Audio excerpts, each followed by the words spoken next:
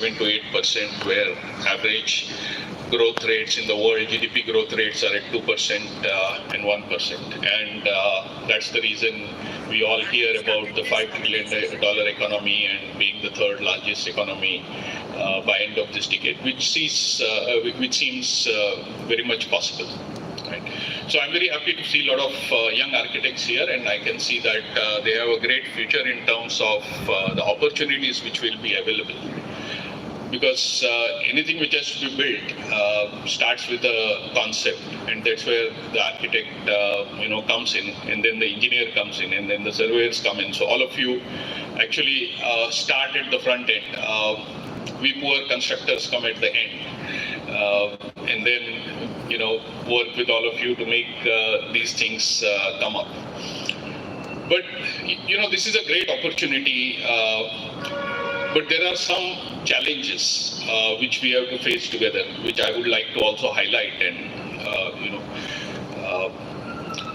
there is a central statistics organization which publishes data of projects, and every quarter they come out with it. This is a central government ministry which tracks all these projects, and by their own data, more than 70% of the projects are delayed. Yeah. Almost 60% of the projects are over budget, and the average overrun on projects in terms of cost overruns is almost 30%, which I think if we really put all the data together could be more. And the average delay is almost 18 months. This is the data of projects. And I thought that it was the way we always, we undermine what's happening in India many times, especially Indian living abroad do that more. And India mein aise hi chalta hai. But recently there is a book which says, and I would like you to really look that book up and try to read it, how big things are built. Yeah? And that book starts with the same thing, that this is a global phenomenon. This is not an Indian phenomenon. This happens in every country. You start. So, and when I got into this industry, I was, there was a lot of concern from the government, even from the PMO and a lot of ministers, that we have to build India and, do all these investments, but there are not enough companies to build it, right? CIDC, which is a, Niti Aayog agency, Dr. Swaroop, who had told me that, 15 years ago there were 31 EPC companies. Now there are 6 out of them. Of course, some new have come, who are of course in the newspaper today and yesterday, you all know. But from that 32 companies, a lot of companies have not been able to survive. And that's because of the nature of how projects happen, especially in the public sector. Right? And most of the time, most of the companies, most of the EPC companies will tell you the main challenge in this industry is the balance sheet. It's not profitable. Everyone is profitable, but there is no cash. Yeah? Because your cash is stuck up into various claims, litigations, which take 5 years, by which time your company, cannot sustain on a day-to-day basis. And this is what all EPC companies tell the government, and we had at least one late evening, one of the ministers had to pay the Prime Minister next day, and some people started calling and to pen a note at night and send it to them. And most of the companies, most of the CEOs said about, these claims and what happens. I had a different take on it. I said, unless we do a very strong front-end planning of projects, that's the first thing which actually starts and where the problem starts, right? Let's take the concept design, front-end design, or DPR as many of us call. Yeah. Globally, the effort to make a DPR is almost, do 30% of the design and a lot of engineering. No one globally will give you or make a DPR or present it in less than 6 to 8 months and less than 5% of the project cost. Right? In India, it gets done at a fraction of 1% of the project cost and in 2 months max. Right? So it's all half cooked, and then you get into a project, and no wonder the results we get, we are all to see, and then all that stress passes on to everybody in the chain, and there is a problem. Right? So the first thing we need to do, really speaking, and this is what we are telling everyone, is we need to plan better at the beginning. Right? And that's where I talked about that book, How Big Things Are Built. There is a story about the Empire State Building. A lot of you would have heard of it or gone to New York and seen the Empire State Building. It was built in 1927, almost a century ago. I mean, a lot of you would have seen. Can you guess how much time it was built in? It's a tall tower. Right? At that time, it was the second tallest or whatever, right? It was built in 14 months. That empire, and you can look that up. It was built in 14 months. And if you read that, the only thing and the best thing they did was they got the architects, the constructors, the engineers all together on day one, right? They did not start designing. The architect first does it, passes it on to the designer, they pass on to the constructor, who is not identified by the time it is there, because you have to go through a tendering process, all that, nothing like that.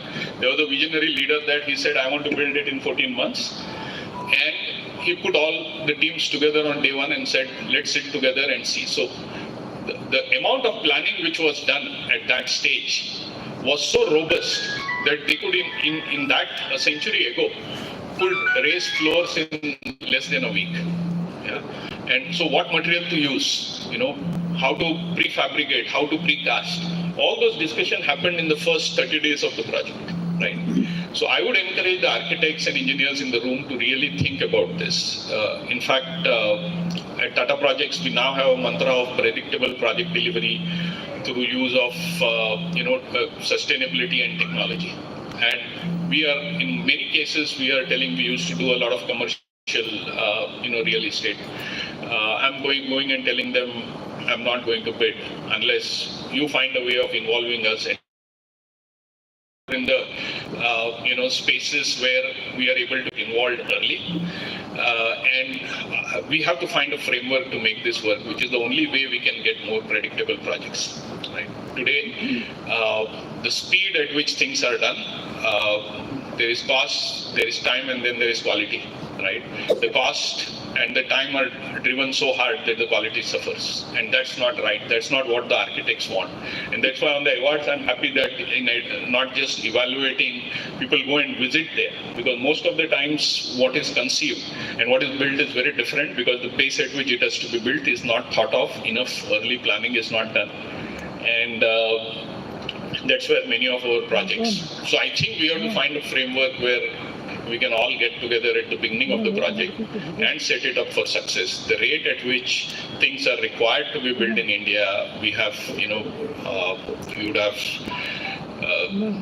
I think on Tuesday of this week, Tuesday or Wednesday, we had this whole 3 big semiconductor projects announced. One in Dholera in Gujarat, one in Sanand, and one in Assam. And 2 of those projects were for the Tata Group, Tata Electronics. I had the honor of being on stage with the chairman of Tata Sons and Honorable Minister Ashwini Vaishnav. So they have immediately announced that the first chip from this factory is going to come out by December 26. Right? Now, it's 2 years, right? Dr. Thakur, who is the CEO of Tata Electronics, he said that, Vinayak, we have to figure this out, because globally it takes 4 years, right? And I don't know how they planned for 26 and 2 years. We need to get together, and I said we'll do it together, don't worry, Randir, and we'll find a way, provided we get involved at the early stage. Think of how we can do things off-site, how we can use prefabrication, precast elements, how we can plan much better, how we can drive labor productivity, etc., and we'll be able to give it a shot in 2 years. And he was saying, how did this date of December 26 come? I said, I'll tell you later. Yesterday I was traveling and one of my friends was asking me, how did that date of December 26 come up? And I didn't know about this. I told him, please take out your phone and check when is the next Gujarat elections. Yeah? And it's in February 27. Yeah? So now, the target is based on something else. I'm not saying that it is. I'm just, maybe it's a wild stretch of imagination, not there. But you have to do things in 2 years, which take 4 years to build globally. The Jewar airport we are building in Noida, we have a target of 30 months for a greenfield 12 million passengers airport. The nearest one, similar one, is being built in Sydney. It takes 6 years, right? And we are more than halfway through. The runway is ready, in a year, whatever. I mean, so the pace at which we have to do, unless we plan better and we get aligned right at the beginning with the architects, engineers, surveyors, and constructors sitting together and conceiving this is not going to happen, right? And I think we all have a responsibility to build India. If we have to build India, we have to build it sustainably. We have to build it together. And from the entire process of the ESA jury marking is paperless. This happens through Google Forms. All marks are then collated together and final winner is decided.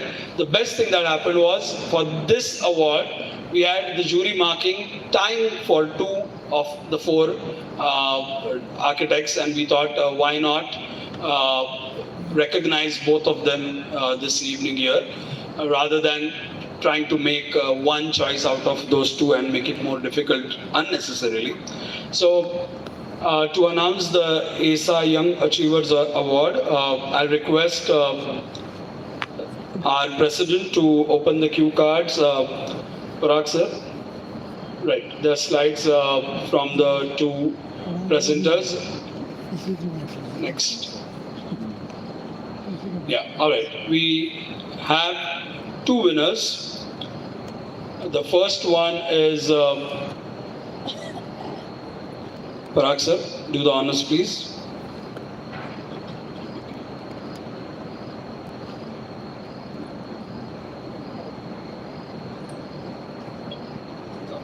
Hello.